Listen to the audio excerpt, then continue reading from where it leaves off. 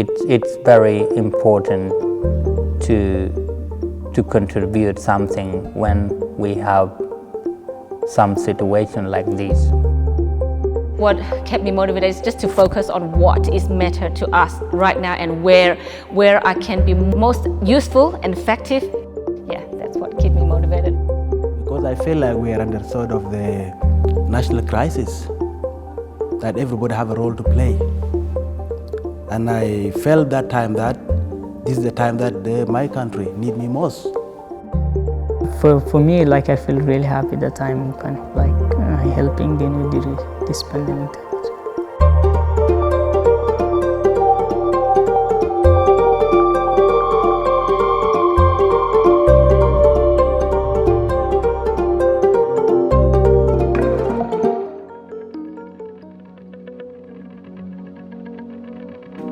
So I came from Thailand, refugee camp. I came here in 2002 to Australia. So I am a disability support worker. The work that I do, we support people with disabilities, complex disabilities, basically supporting them during the day program, accessing the community. I love it. It's different. It's something that I have never done before, so I really love it. I'm from in refugee camp in Australia in 2006. My background is Canberra.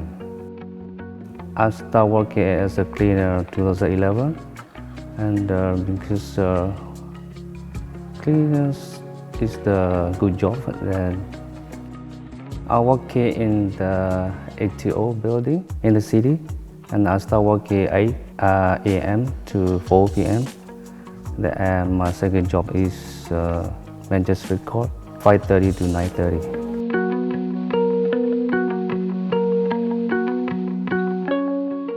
I come from Sudan, originally from South Sudan. I came to Australia in 2008. I work as a registered nurse within the ACT Health. I specialize in psychiatry. So being in psychiatry unit gave me a chance to be in touch with people, be part of their problems, as well as problem solving. I'm from Sri Lanka. I came 2012. I am working Capital Union Service in Mitchell. A lot of ladies in there, some men. Everybody working and machine, a lot of machine. That job comfortable for me.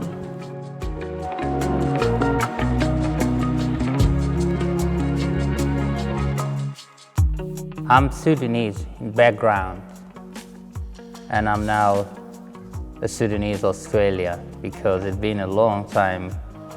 And I'm a Sudanese pastor on the weekend, but I have a full-time work at the hospital as a cleaner.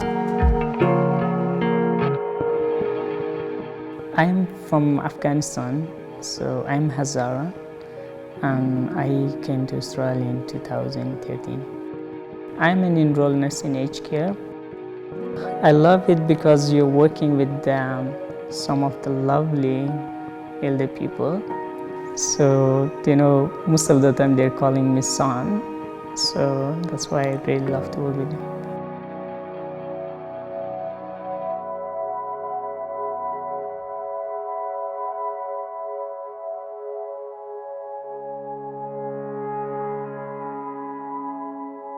So being an essential worker means we still offer the service to participants, people who need us. We need to be there for them. There's nowhere else to go. So we have to be there for them.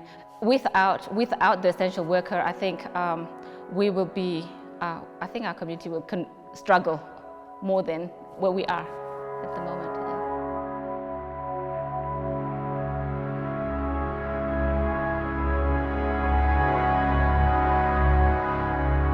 The COVID was confusing because we don't know. It's cough-like with some symptom, flu-like symptoms. Sometimes you don't even feel the symptom after a few days, and that could affect everybody. So we become scared I had some feeling like we are under some sort of biological attack. With that fear, I feel like nobody's safe. And I thought about my family and where I work. But could I catch the unknown disease and take it back home to my family?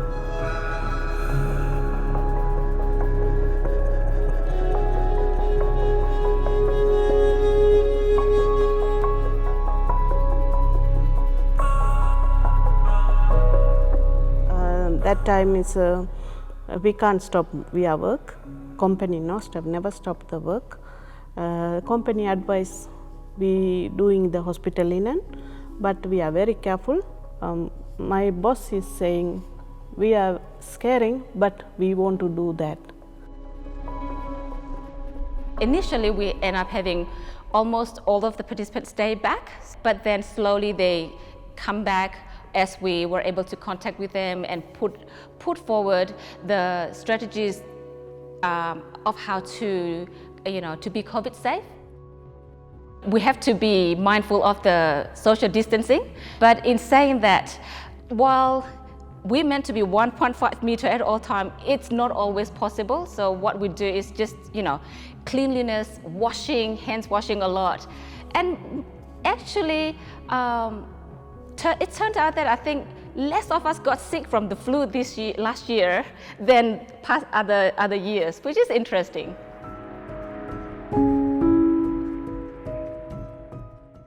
Before the pandemic, we didn't care about family, what time they are coming, how many times they are visiting, or the family went out, with their family. But now we need to check them, so we need to ask them all those questions, So that's why, it's kind of like you always kind of like alert, when you're in work. So if someone is coming, you're thinking, is that person is safe? We are actually having, how can I say, a big role to keep safe everybody over there. Waking up in the morning and leave my family behind and go to the hospital, which is actually the front line. It's like if we are in a war zone and this is the front line. So there's a conflict here and we're in the front. So you need to attend to the client, but again, you scare of yourself. What if they are really positive and then you catch the virus? These are the challenging things we have, and day to day will be mixed reaction, emotional, and having the sense of doing your job, that's your duty to do, and then how to carefully look after yourself while look after others. That's day to day during the COVID.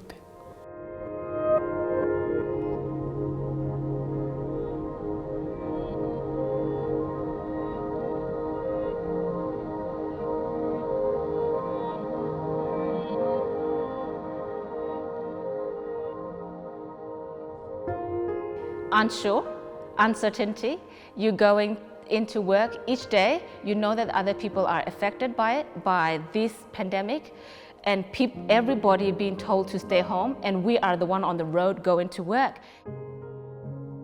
And feeling-wise, it does make you feel like, are we doing the right thing by going to work while other people have to stay home? When on the other hand, you think we are essential, we need to go to work. So yeah, there's a lot of those kind of feeling, unsure. You would sometimes end up having to make some tough decisions at these times. My little kids, they would still want to come and hug me, hold my hand after I come from work, and that made me very super anxious. Have to come very, very quietly, tell my wife to hold them away, and so that I can go and have a shower and change my dress and come and talk to them.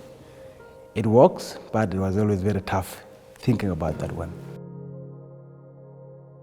It was okay for us, but when I was going shopping, for example, in the back of my mind, I'm working with elder people, with vulnerable people, in my workplace. So, when I was going to, for example, anywhere in the crowded areas, I was feeling, should I go there? That place, is that safe for me or not? Sometimes we feel like that too. But as I said, because we have family. So job continues. We focus to job because,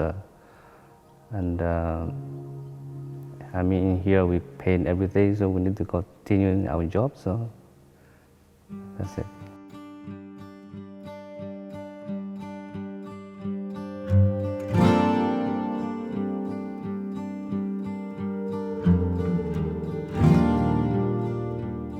People from migrant and refugees background, I think if you go to any aged care facility or any disability home or home care facilities, there are these people who work in those areas. They work as aged care workers, disability workers, they work as cleaners, you see. So they are well exposed to those areas. And during the COVID, they continue to carry on their task.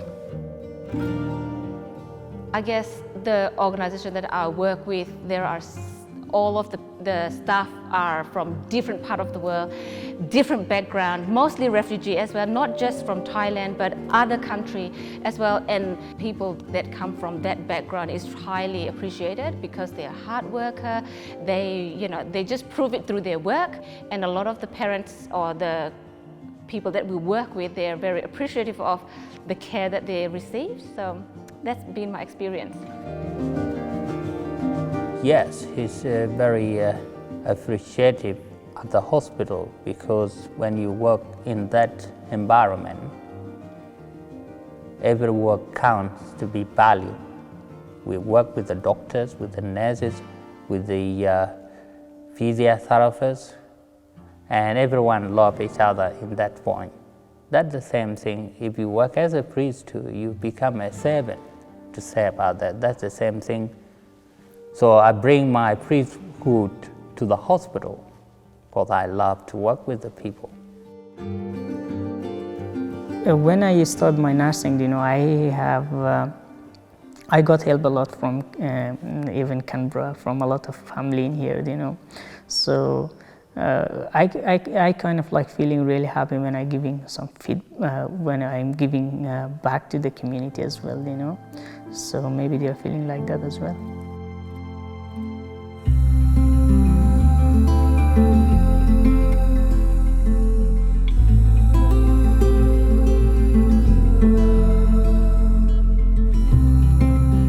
I feel like the health care worker is kind of like have very important role, So for me, like I feel really happy that I'm kind of like helping during this pandemic time.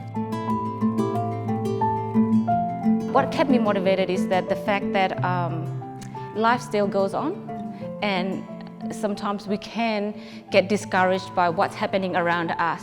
And I guess what kept me motivated is just seeing that I can be of a service to someone and helping them while they're also helping me, keeping busy or seeing someone happy just brings up, makes you feel good as well. So yeah, that's what kept me motivated to continue in this time.